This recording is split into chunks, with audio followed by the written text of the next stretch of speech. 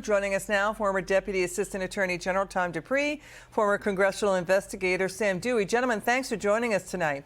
Okay, House Republicans on the move. They're going to investigate. The White House is saying they don't care about the underlying classified documents. I mean, just last week, the White House said half a dozen times the search was complete.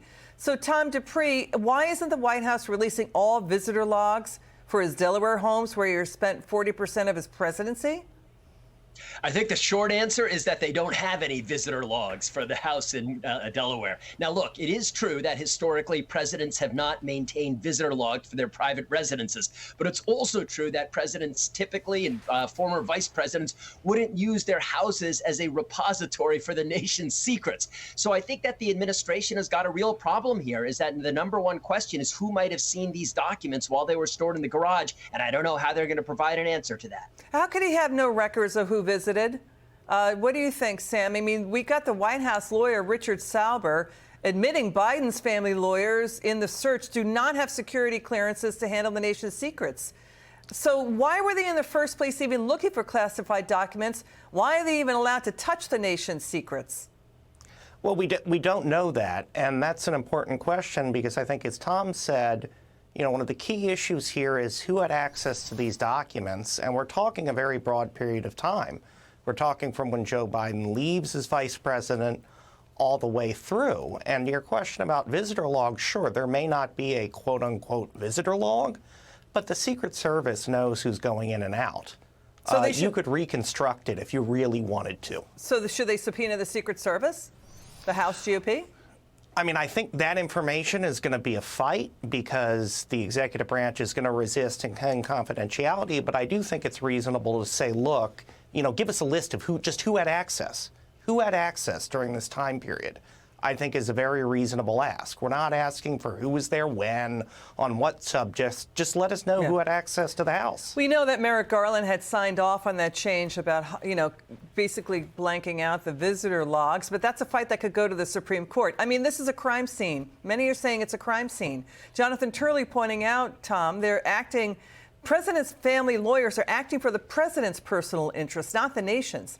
But let's watch the Democrats and the media now rapidly turning on President Biden, saying this is a cover-up before the midterms to help Democrats. Watch this. How that could possibly happen, how anyone could be that irresponsible. Just totally irresponsible. Mr. President, will you testify before the special counsel? Mr. President, are you sure there are no more classified documents?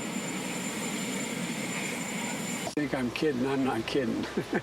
So I'm excited about it.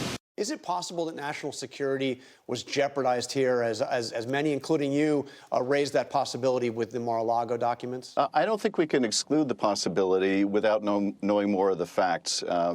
We have asked for an assessment in the intelligence community of the Mar-a-Lago documents. I think we ought to get that same assessment of the documents found in the think tank as well as the home of President Biden. How big a mess is this for the Biden administration? It's very, very big. Not legally, but politically, it's a very, very big deal. It's an embarrassment, no doubt about it. You know, Sam, by the president's own standards, wasn't he totally irresponsible with classified information? Because, Sam, the Evening Edit has been reporting since 2020 on the intersection between President Biden and Hunter Biden's deal-making. There's a timeline that fits with when these documents were taken out of the Obama White House 6 years ago. Go ahead, Sam. No, absolutely. And that's why it's so important to establish who had access when. And I do think, you know, there are also the questions of, you know, equal treatment here. Why was everything about President Trump's case leaked? Why do we know relatively little about this case? Why was it the case that everything about President Trump's case was affirmatively made public by agencies? Why are we only finding out about this now and continually hearing a changing story? To what Sam just said, you know, USA Today even putting up an op-ed saying that the president mishandling the nation's secrets, that he was doing this before his presidency. And even under Jimmy Carter, Tom, then Senator Biden helped stop Jimmy Carter's nominee, Ted Sorensen, to run the CIA, accusing Ted Sorensen of breaking the Espionage Act for taking documents for his biography about his friend JFK. I mean, so this story keeps going, but Tom, this is the big one.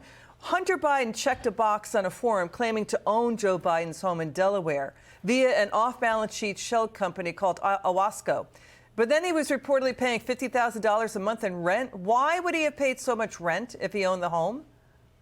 Well, that is one of the great enduring mysteries. And I got to say, anytime Hunter Biden pops up in connection with anything, you have to raise a suspicious eyebrow. To your point about Joe Biden's experience in Washington, look, this is not his first rodeo. He is a creature of Washington who has served here in this city for decades. He knows better than this. He knows the importance of maintaining the secrecy of classified documents. He knows that you're not allowed to take them when you leave the government. That's just one of the more mind-boggling aspects of all of this, why he thought that he had a right to do something which he knows perfectly well he had no legal right to do. Right. He's been around since the Nixon era. He chaired Senate Foreign Relations, to what Tom is saying, Sam. And, now his tax returns are in play because, one report says he only listed under $20,000 in rents received. In 2018, no rents received. Hunter Biden had texted his daughter in 2019. He paid half his salary to the family, to Joe Biden. Sam Dewey. No, absolutely, and that's all just, again, what makes it just such an incredible story. This is someone who knows how Washington works.